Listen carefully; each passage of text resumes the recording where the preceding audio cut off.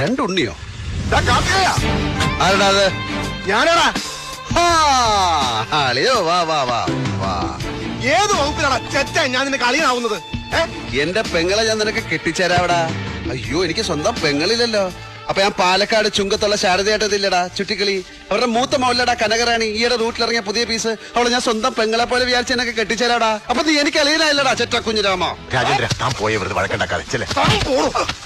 എടാ കാർത്തികേയ, കയ്യൂക്കിന്റെ ഭാഷ നിനക്കേ വശോട് നീ ധരിക്കരുത്.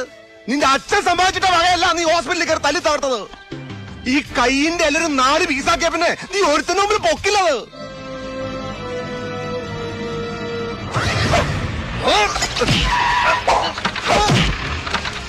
രാജേന്ദ്രൻ സാർ പൊയ്ക്കോളൂ. ഇത് നടേശനും പിള്ളേരെ നോക്കിക്കോളാം. നടേശ കൊല്ലണ്ട സാർ.